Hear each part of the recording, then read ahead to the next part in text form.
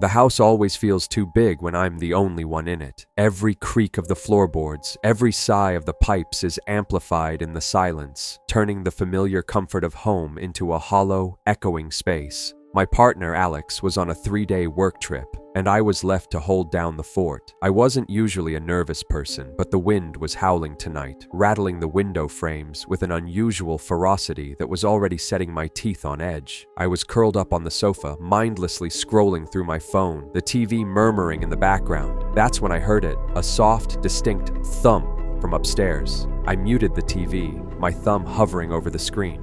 Silence. I waited, listening, my ears straining against the rhythmic groan of the wind. It was probably just a branch hitting the roof.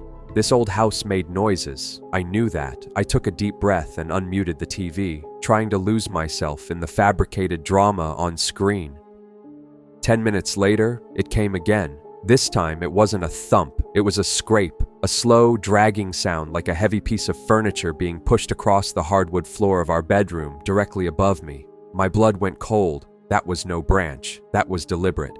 My first instinct was to grab my phone and check the security cameras. We had them installed a few months ago, one in the upstairs hallway and one covering the front door. I pulled up the app, my heart hammering against my ribs. The front door camera showed nothing but the wind-whipped porch. I switched to the hallway cam. The feed was black. A small pixelated message read, "Camera offline." Panic began to prickle at the base of my neck. It had never gone offline before. I tried refreshing the app, then closing and reopening it. Still black. My mind raced. A power surge? A Wi-Fi glitch? It had to be a technical issue. It just had to be. Then my phone buzzed with a text message. It was from an unknown number. My hands were trembling so badly I almost dropped the phone. With a surge of morbid curiosity, I opened it. It was a photo. My breath hitched in my throat. The photo was of me, right now curled on the sofa. It was taken from the top of the stairs, a dark, grainy shot from the exact spot where the offline camera was supposed to be. In the corner of the photo, barely visible in the shadows, was the toe of a worn-out boot. I couldn't scream. The sound was trapped in my chest, a solid lump of pure terror. Someone was in my house. They were upstairs, watching me. I scrambled off the couch, my legs feeling like jelly, and crouched behind it. My mind was a whirlwind of frantic thoughts. The doors were locked. The windows were shut. How did they get in? I fumbled with my phone, my fingers slipping on the screen as I tried to dial 911. The call wouldn't connect. No service. I looked at the top of my screen. Full bars. It wasn't a connection issue. Something was blocking the signal. A floorboard creaked on the stairs. A slow,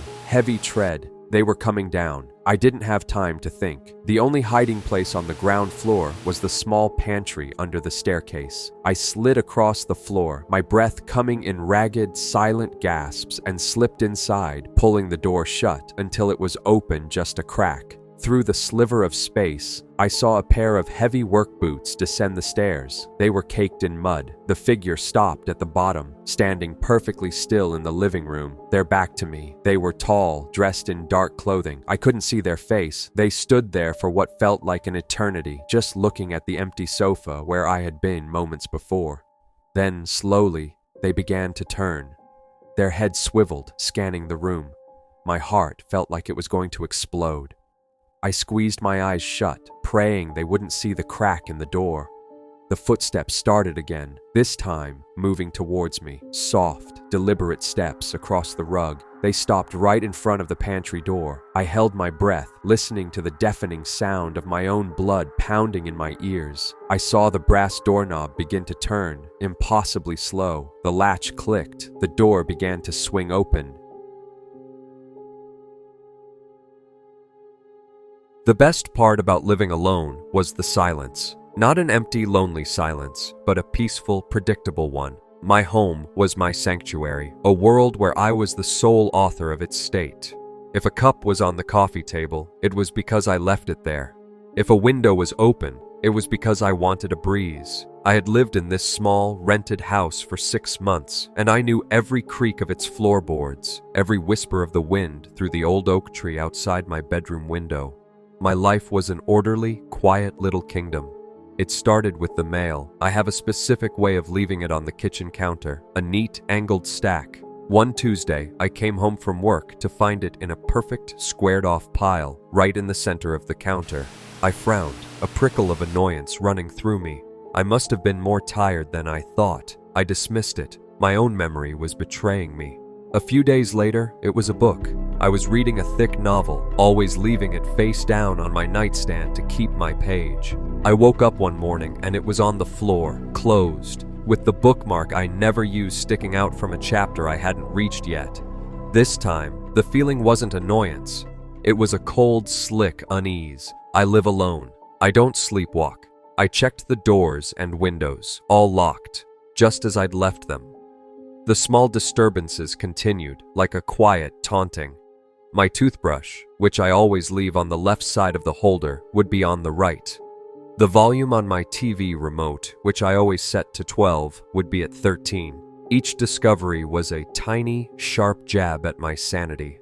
I started taking pictures of rooms before I left for work, just to prove to myself I wasn't going crazy. When I'd get home and compare the pictures, I'd find the subtle changes. A throw pillow on the couch slightly askew. A spice jar in the kitchen turned so the label faced the wall. Whoever it was, they never took anything. They never broke anything. They were just rearranging my life.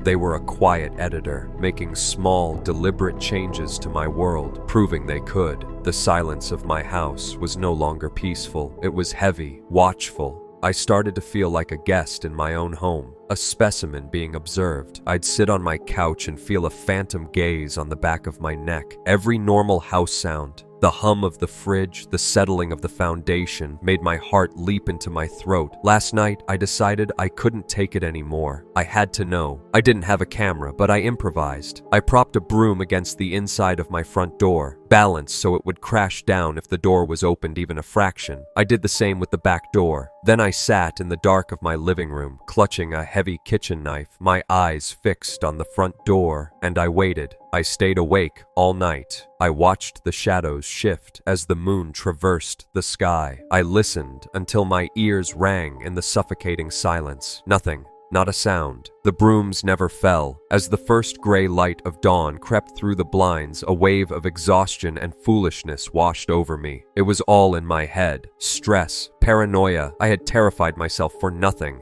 Defeated, I trudged to my bedroom, ready to collapse. But I stopped cold in the doorway. On my neatly made bed, the clothes I had worn yesterday were folded in a perfect crisp square. I had left them in a heap on the floor. My breath hitched. My eyes darted to my nightstand. Lying there, next to my alarm clock, was my house key. But my keys, with the house key attached, were still in the pocket of the jeans I was wearing. I reached in and felt the cold, familiar metal. I pulled them out. There it was, my key, on its worn keychain.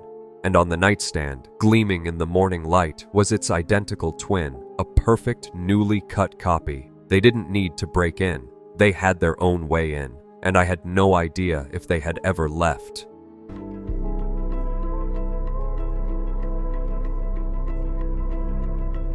The silence was the first thing I had to get used to. Mark was on a 3-week work trip, his longest yet, and the house felt cavernous without him. It's an old house, the kind that has a whole symphony of groans and creaks it performs nightly. I'd always found it charming, the house's way of breathing. But on that third night alone, I heard a new instrument join the orchestra. It was a soft, rhythmic tapping, faint but persistent. I muted the TV and listened. Tap, tap, tap. It was slow, metronomic, coming from somewhere inside the living room wall. I chalked it up to a loose pipe or a branch tapping against the siding outside, even though the night was perfectly still. I turned the TV back up and forced myself to forget it. But the next night, it returned, same time, just after midnight, same rhythm. Tap, tap, tap. This time, I went to the wall, pressing my ear against the cool, dry wall. The sound was clearer, more deliberate. It wasn't the erratic drumming of a branch or the gurgle of a pipe. It felt intentional. A cold knot formed in my stomach. For a week, this became our routine. The house would settle, the world outside would go quiet, and my companion in the walls would begin its nightly percussion. I started to lose sleep, lying awake in bed, just waiting for it. I was becoming frayed, convinced I was manufacturing the sound from a cocktail of loneliness and exhaustion. Mark would call, and I'd say everything was fine, afraid he'd think I was losing my mind. The change happened on the 12th night. The rhythm shifted. It was no longer a steady beat. It was now a pattern. Tap, tap, tap. A pause. Then again. Tap, tap, tap. It was a code, a signal. I felt a surge of something that wasn't just fear, but a strange, terrifying curiosity. My heart hammering against my ribs, I knelt by the wall. I raised a trembling hand, and with my knuckle, I mimicked the sound back. Tap, tap, tap.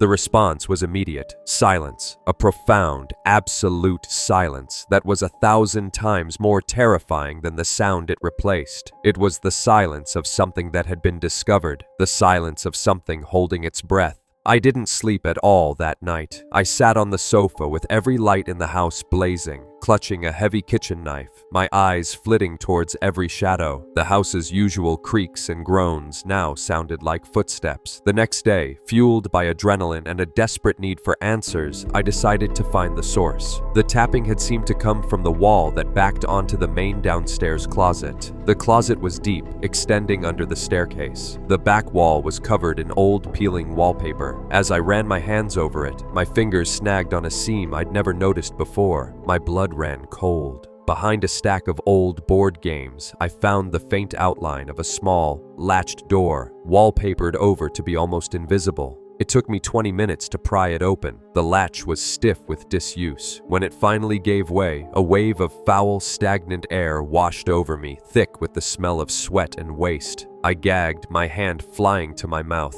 Shining my phone's flashlight into the dark void, I saw it. A cramped, dusty space no bigger than a coffin. On the floor was a filthy sleeping bag, a cluster of empty water bottles, and a pile of plastic food wrappers. And sitting on a small cross-section of a wooden beam, right next to a dark, worn spot on the plaster, was a small, silver tack hammer. The space was empty. The person was gone. My mind reeled, trying to process the timeline. They had been in my walls for days, maybe longer, listening, breathing the same air. Then the most horrifying realization of all crashed down on me. They stopped tapping the moment I tapped back. They knew I had found them. And since that moment, I hadn't heard a single sound from the crawl space. But I hadn't heard the front door open either. I was still locked inside, and I wasn't alone. The silence wasn't an absence of noise. It was the sound of hunting,